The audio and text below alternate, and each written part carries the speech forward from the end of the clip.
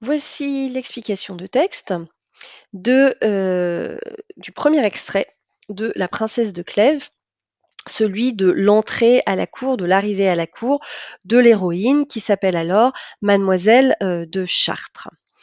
Le roman de Madame de Lafayette est publié anonymement en 1678. Il relate la passion impossible entre l'héroïne et le duc de Nemours. Cet extrait se situe après la description de la cour d'Henri II, un monde présenté comme un monde d'intrigue et donc un monde de danger pour cette toute jeune mademoiselle de Chartres qui n'a pas 16 ans, qui va devenir la princesse de Clèves et l'héroïne éponyme du roman. Il parut alors une beauté à la cour qui attira les yeux de tout le monde, et l'on doit croire que c'était une beauté parfaite, puisqu'elle donna de l'admiration dans un lieu où l'on était si accoutumé à voir de belles personnes. Elle était de la même maison que le vidame de Chartres et une des plus grandes héritières de France. Son père était mort jeune et l'avait laissée sous la conduite de madame de Chartres, sa femme, dont le bien, la vertu et le mérite étaient extraordinaires. Après avoir perdu son mari, elle avait passé plusieurs années sans revenir à la cour. Pendant cette absence, elle avait donné ses soins à l'éducation de sa fille, mais elle ne travailla pas seulement à cultiver son esprit et sa beauté, elle songea aussi à lui donner de la vertu et à la lui rendre aimable. La plupart des mères s'imaginent qu'il suffit de ne parler jamais de galanterie devant des jeunes personnes pour les en éloigner. Madame de Chartres avait une opinion opposée. Elle faisait souvent à sa fille des peintures de l'amour. Elle lui montrait ce qu'il a d'agréable pour la persuader plus aisément sur ce qu'elle lui en apprenait de dangereux. Elle lui contait le peu de sincérité des hommes, leur tromperie et leur infidélité, les malheurs domestiques où plongent les engagements. Et elle lui faisait voir d'un autre côté quelle tranquillité suivait la vie d'une honnête femme et combien la vertu donnait d'éclat et d'élévation à une personne qui avait de la beauté et de la naissance. Mais elle lui faisait voir aussi combien il était difficile de conserver cette vertu, que par une extrême défiance de soi-même et par un grand soin de s'attacher à ce qui seul peut faire le bonheur d'une femme, qui est d'aimer son mari et d'en être aimée.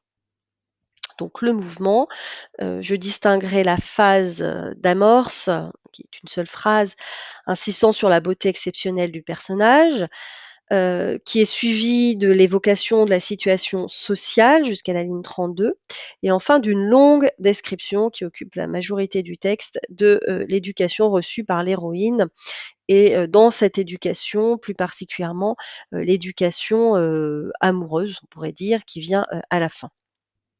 Mon fil directeur sera comment la narratrice annonce-t-elle dans ce portrait le caractère et la destinée hors du commun de l'héroïne.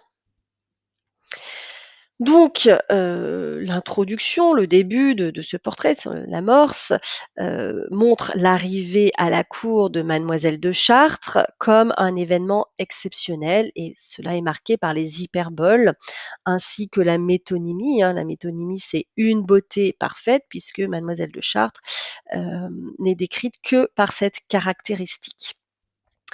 Donc, c'est un personnage qui focalise tous les regards, qui attira les yeux de tout le monde. Vous avez une hyperbole.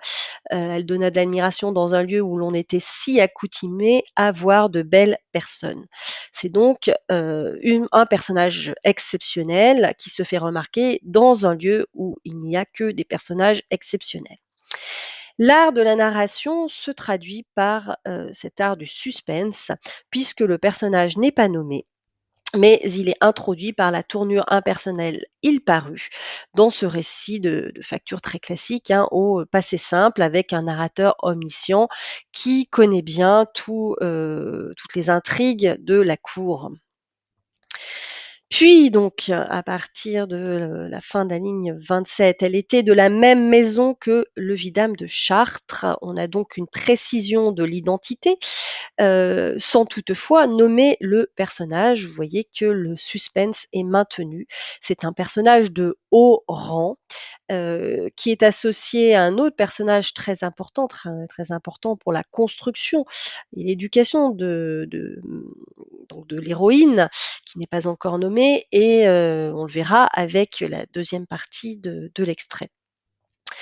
Madame de Chartres d'ailleurs, n'est pas nommée sa mère, mais c'est la femme du père de l'héroïne, et donc on a ici une analepse, un retour en arrière, avec l'évocation de la mort du père, qui permet d'expliquer l'éloignement de la cour et qui peut, donner l'impression que l'héroïne, pourrait être une proie facile dans ce monde sans pitié de la cour. Elle n'a pas de père pour, la protéger, et elle n'a pas connu la cour, elle n'y entre que tardivement.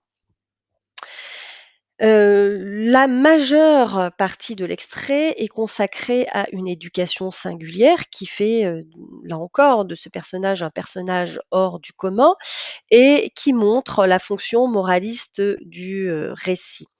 Pendant cette absence, nous dit-on, elle avait donné ses soins à l'éducation de sa fille, il s'agit de Madame de Chartres, mais elle ne travailla pas seulement à cultiver son esprit et sa beauté, elle songea aussi à lui donner de la vertu et à la lui rendre aimable.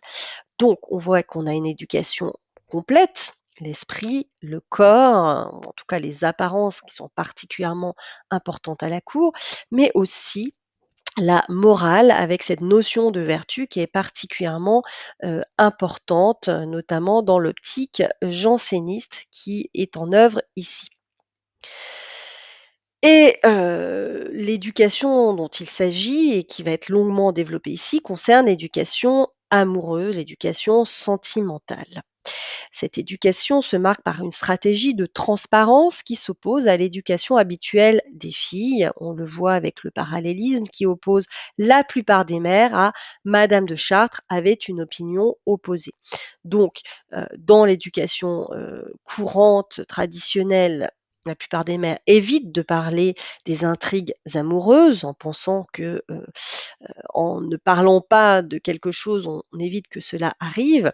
Et Madame de Chartres, qui est un personnage hors du commun, elle aussi, fait tout l'opposé. On a une pédagogie qui finalement recourt à la raison, hein, dans un idéal classique, et qui a pour objectif d'armer sa fille contre les dangers des intrigues de la cour. L'énumération des verbes montre cette volonté de dévoilement, hein, avec elle lui faisait voir, elle lui contait. Le recours à la raison, au raisonnement se voit avec le travail de comparaison qui est marqué dans les parallélismes et les antithèses, antithèses entre les plaisirs et les dangers de l'amour, les périls et la tranquillité, hein. Tout cela, tous ces parallélismes, mettent en évidence la comparaison entre, une attitude qui consisterait à, succomber aux intrigues amoureuses et donc à tromper son mari, ce qui est l'opposé de la vertu ici, et puis au contraire, une vie, menée par la vertu, par la fidélité, qui, d'après Madame de Chartres, qui est évidemment inspirée de l'idéal janséniste très très austère, est la seule chose, hein, qui peut faire le bonheur, c'est la conclusion de l'extrait, d'une femme, c'est d'aimer son mari et d'en être aimée. Donc, dans ce passage, avec, de nombreuses parataxes, avec un art de la concision qui est tout à fait, en accord avec, l'esthétique, classique, on a donc, cette opposition entre les dangers de l'amour et la tranquillité, ce qu'on pourrait appeler l'ataraxie, hein, la tranquillité de l'esprit que procure la fidélité. Et on voit que Madame de Chartres insiste, fortement sur, les tromperies des hommes. Elle fait une peinture, des hommes qui est peu flatteuse. On a une insistance avec une énumération du champ lexical de l'infidélité, le peu de sincérité des hommes, leurs tromperies, leur infidélité, les malheurs, et cetera. Donc tout cela, insiste lourdement pour, orienter la vie de Mademoiselle de Chartres, la future princesse de Clèves, vers le choix, de, la fidélité, et on va voir qu'effectivement, cette éducation va avoir un rôle, primordial dans les choix de l'héroïne. Donc en conclusion, Je dirais que ce portrait reflète l'idéal classique, car il fait l'éloge de la raison et de la mesure, non pas du point de vue de l'honnête homme, mais cette fois pour, les femmes. Il met en garde contre le danger des passions dans une perspective très, janséniste. Mais il annonce également la destinée exceptionnelle du personnage, qui se distingue par sa beauté, par sa naissance, par l'éducation hors du commun qu'elle a reçue. On voit ici l'influence précieuse et l'influence courtoise où la femme est mise sur un piédestal et devient un idéal un peu inaccessible, comme on le verra dans la suite du récit. Il annonce également, il permet de comprendre finalement l'évolution du personnage, ses choix qui seront de préférer la tranquillité de l'esprit au plaisir éphémère de l'amour, hein, dans ce milieu dangereux de la cour, où l'on est en permanence exposé aux regards et aux intrigues.